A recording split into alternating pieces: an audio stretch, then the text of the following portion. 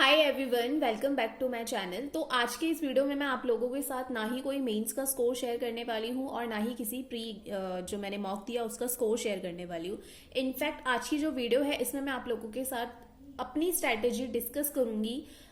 किस तरीके से जो मैंने 2021 का जो IBPS PO मेंस दिया था वो क्लियर किया था और हर एक सेक्शन का मैंने किस तरीके से स्ट्रैटेजी बनाई थी for GA section, for English, for reasoning and for quant section also. तो आज का जो पूरा वीडियो है डिटेल में इसी के ऊपर रहने वाला है। तो सबसे पहले मैं स्टार्ट करूंगी रीजनिंग से। ठीक है, तो रीजनिंग सेक्शन की अगर हम बात करें तो रीजनिंग सेक्शन में पजल्स आएंगी। 4 पजल्स तो आप लगाकर चल लो, ठीक है। 4 पजल्स तो आनी है और उसके अलावा जो है वो आपके मिसलीनियस आएंगे। अब मिसलीनियस में देखो क्या क्या आता है। मिसलीनियस में क्रिटिकल रीजनिंग आती है, मिसलीनियस में डिस्टेंस डायरेक्शन आते हैं विद कोडिंग, ठीक है। कोडिंग करके दिया हुआ रहता है और वो आता है इनपुट आउटपुट आता है और भी बहुत तरीके के मिसलीनियस आते हैं। तो ये सारी चीजें मिसलीनियस के अंदर आती हैं। तो मेरी स्ट्रेटेजी लास्ट टाइम क्या थी, देखो लास्ट टाइम ना मेरे को श्योर नहीं था कि मेरा प्री क्लियर होगा या नहीं होगा। मेरे पास बहुत ही कम दिन थे और उन्हीं कम दिन में मैंने कुछ इस तरीके से पढ़ा। मेरे को ये था कि कट ऑफ के आई डोंट नो, मतलब मेरा जो कट ऑफ जाएगी उससे कितना ऊपर रहने वाला है। बस मेरे को ये था, मेरे को मेंस क्लियर करना है। मैं चाहती हूँ मेरा एक बार मेंस क्लियर हो, मेरे को इंटरव्यू का एक्सपीरियंस हो। सिलेक्शन होना ना होना वो बहुत बात की बात है, मैं इतना लास्ट तक नहीं लेके चलती, मैं स्टेप बाय स्टेप चलती हूँ। तो मेरा ये था। तो मैंने क्या अप्रोच रखी, क्योंकि देखो बहुत कम टाइम था, पजल्स पे मेरी अच्छी कमांड नहीं थी लास्ट ईयर अभी जो मेरा लेवल है उतना भी नहीं था। तो मैंने ये सोचा मैं सिर्फ मिसलीनियस पे फोकस करूंगी रीजनिंग में। तो वही चीज जब वहां पर मैं एग्जाम देने गई, जब रीजनिंग सेक्शन खुला तो सबसे पहले मैंने मिसलीनियस जो क्वेश्चंस होते हैं वो उठाए।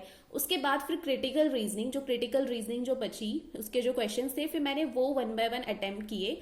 लास्ट ईयर मैंने ये गलती कर दी थी, मैंने क्रिटिकल रीजनिंग के ना सारे अटेम्प्ट कर लिए थे, बट दिस ईयर मैं वो मिस्टेक फिर से रिपीट नहीं करने वाली।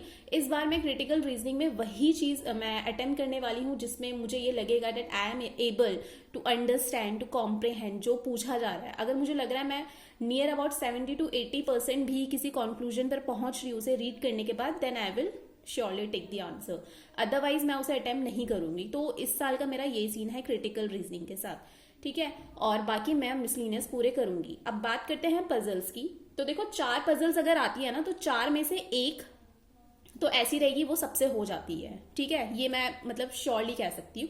एक ऐसी पजल होती है जो सबसे हो जाती है और दूसरी जो होती है वो थोड़ी सी कंफ्यूजिंग होती है। कंफ्यूजिंग मतलब रहती तो वो मॉडरेट लेवल की है बट थोड़ा सा घुमा के दी हुई रहती है।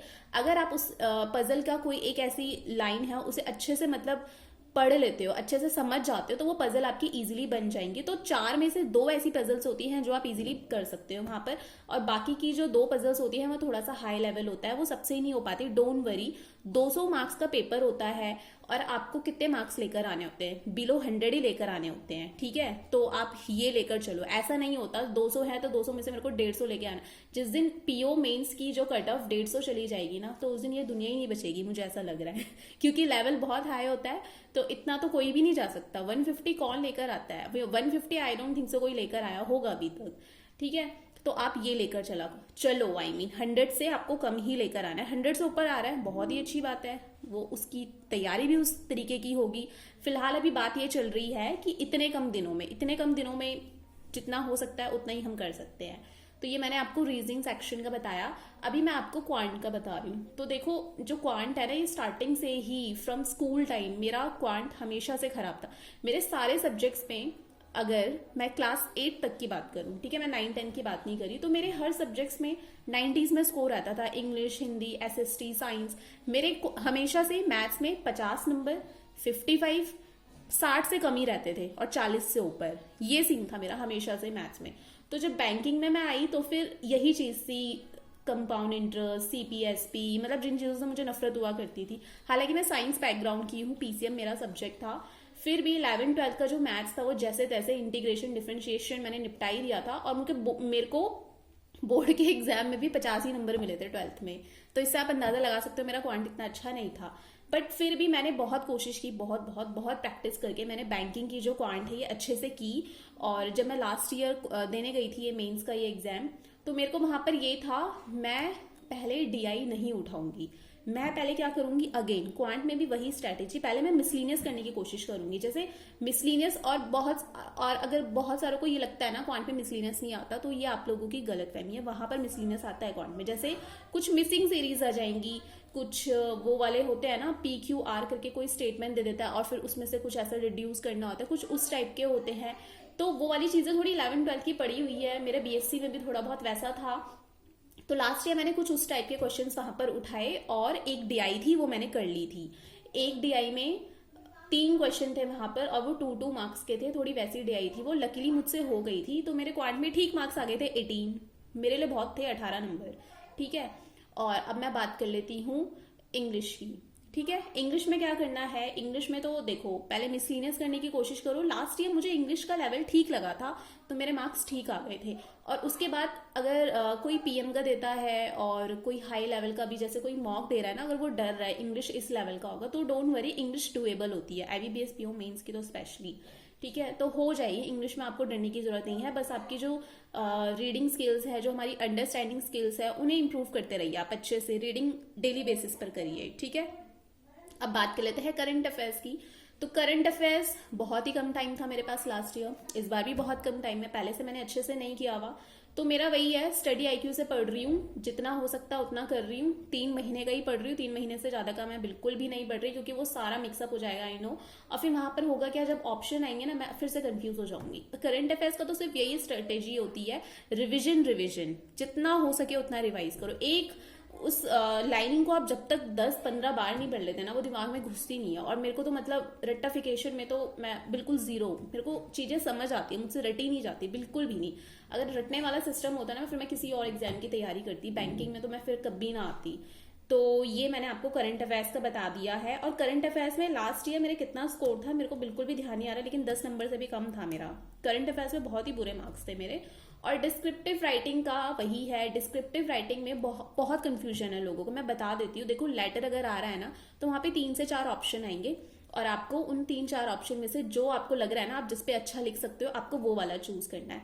अब करना क्या है, फॉर एग्जाम्पल आपने कोई लेटर टू एडिटर वाला चूज किया है, या फिर किसी ने letter to bank manager choose किया है, तो आपको जब आप वो लेटर वहां पर लिख रहे हो ना, फॉर एग्जांपल आप ऑप्शन नंबर 2 वाला करना चाहते हो, तो आपको क्या करना है, जब आप उस वाले पेज पर आओगे ना, लेटर वाले क्वेश्चन पे टिक करोगे, तो आपको वहां पर सिर्फ 2 डालना है और नेक्स्ट लाइन से अपना जो भी कंटेंट है वो लिखना स्टार्ट कर देना है, ठीक है। पूरा हेडिंग लिखने की जरूरत नहीं है, लेटर टू ये वो जैसे क्वेश्चन में दिया रहता है, ऐसा कुछ नहीं लिखना। सेम चीज ऐसे में अगर 4 आपको टॉपिक्स दिए हुए हैं, फॉर एग्जाम्पल आपको 3rd वाले पे आप लिखना चाह रहे हो, जैसे मैंने पिछली बार 3रा वाला जो टॉपिक था उस पर लिखा था, तो मैंने डाला सिर्फ 3 और उसके नेक्स्ट लाइन से अपना जो भी कंटेंट था वो लिखना स्टार्ट कर दिया था। तो आई होप जो ये आप लोगों की थोड़ी बहुत जो डाउट्स थे रिगार्डिंग डिस्क्रिप्टिव राइटिंग वो मैंने क्लियर कर दिए। और कीज की टेंशन मतलब वो आपके जो भी सेंटर होगा वहां का इंफ्रास्ट्रक्चर पे डिपेंड करता है, कौन सी कीज वहां पर काम करती है। और जैसे मैंने आपको सैंपल्स में दिखाया था ना, लाइंस के बीच में गैप था, तो अगर वहां पर गैप नहीं आता तो टेंशन लेने की जरूरत नहीं है, वो पहले से ही सेटिंग होती है। आप मेन बस कंटेंट पे ध्यान रखना, ठीक है, ग्रामेटिकल मिस्टेक मत करना। और डिस्क्रिप्टिव राइटिंग इजी होती है, बैंक इजी होती है। मैं फिर से कहूंगी, बहुत सारों ने लिखा, जब मैंने एक टाइटल डाला था टॉपिक का, descriptive writing is a cake walk, no need to worry about it, तो बहुतों ने कुछ नेगेटिव भी लिखा हुआ था, इतनी आसान होती है क्या, इतनी आसान होती है क्या। तो मैं यही कहना चाहूंगी, जो भी स्टूडेंट बैंकिंग की तैयारी कर रहा है उसके लिए डिस्क्रिप्टिव राइटिंग टफ नहीं है, ठीक है। मैं फिर से अपनी लाइन रिपीट कर दूं, डिस्क्रिप्टिव राइटिंग टफ नहीं है, हो जाएगा। और अब कौन सा सेक्शन बता, सारे हो गए, ठीक है। तो मैंने सारे सेक्शंस आपको बता दिया है, आपको ये करना है। एक और कंफ्यूजन, जब हमारा मेंस मतलब जब ये सारे सेक्शन का जब ये मेंस हो जाता है तो फिर क्या होता है, उसके तुरंत ही डिस्क्रिप्टिव तैयार हो मतलब ओपन हो जाता है, फिर हम लोग को लिखना स्टार्ट कर देना चाहिए। ये नहीं आपको आधा घंटा मिलेगा, हाँ बच्चों बैठो रेस्ट करो, तुम्हारी कमर दर्द, तुम्हारा सर दर्द, ऐसा कुछ नहीं होता। सबमिट हुआ जो हमारे 4 सेक्शन वाला जो था पोर्शन एग्जाम, उसके तुरंत बाद ही डिस्क्रिप्टिव स्टार्ट, उसके बाद अपना खच खच खच खच आप लोगों का स्टार्ट हो जाएगा। तो बहुत ही अजीब सी फीलिंग होती है पूरे हॉल में ना, मतलब वो कीबोर्ड के टाइप करने की वो आ रही होती है, ऐसे ऐसे करके। एक्सपीरियंस करोगे आप लोग जब देने जाओगे तो मेरी बातें याद आएंगी फिर आपको वहां पर। तो ये सब मैंने आपको बता दिया। तो अगेन इस साल भी स्ट्रैटेजी सेम ही है, बस थोड़ा सा जो मेरा लास्ट ईयर मैं जिस लेवल पर थी उससे थोड़ा सा मेरा लेवल अब थोड़ा सा इम्प्रूव हो गया है। जैसे थोड़े से हाई लेवल के मैं कर सकती हूँ, लास्ट ईयर उतने नहीं कर सकती थी। तो यही डिफरेंस है लास्ट ईयर में और इस ईयर में मेरी प्रिपरेशन में। तो आप लोग सभी लोग अपनी स्ट्रैटेजी बताएंगे कमेंट सेक्शन में कैसा क्या कर रहे हैं आप लोग। और हमेशा हम लोग स्कोर तो शेयर करते हैं लेकिन इस तरीके की बातें कभी नहीं कर पाते। और कल का मैं एक वीडियो स्पेशली लेकर आऊंगी, मतलब बहुत बहुत ज़्यादा मुझे नीड लग रही है क्योंकि मेरा स्कोर भी ना, जो मैं मेंस दे रही हूँ, सेक्शनल दे रही हूँ अभी, तो उनमें बहुत ही बुरा आ रहा है। तो कल की वीडियो में हम लोग बात करेंगे ये जो मेंस का स्कोर है, इससे जैसा हम लोग डीमोटिवेट सा फील कर रहे हैं तो कैसे इस चीज़ को ओवरकम किया जाए। और मुझे ऐसा लगता है एग्जाम से पहले एक वीडियो इस टॉपिक पर आना बहुत ही ज़रूरी है क्योंकि एक स्टूडेंट ही दूसरे स्टूडेंट के दिमाग में क्या चल रहा है, क्या फेस से वो गुजर रहा है, ये चीज़ें आई थिंक क्लियरली समझ सकता है। एक स्टूडेंट टू स्टूडेंट का जो बॉन्डिंग होता है ना वो ज़्यादा स्ट्रांग होता है एज कम्पेयर टू स्टूडेंट और टीचर का। ठीक है, मतलब मैं इस चीज़ पे पर्सनली बिलीव करती हूँ। मतलब स्कूल टाइम में ही देख लो ना, टीचर्स का उतना अच्छे से समझ नहीं आता जितना फ्रेंड्स का आता है, तो वही चीज़ यहाँ पर भी है।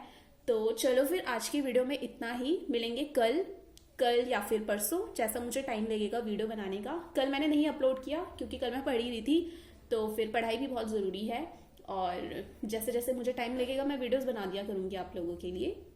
तो चलो फिर, अगर आपको मेरी वीडियोस अच्छी लगती हैं तो मेरे चैनल को सब्सक्राइब करना, वीडियो को लाइक करना। और अब मिलेंगे बहुत जल्द नेक्स्ट वीडियो में नए टॉपिक के साथ। Bye bye and take care.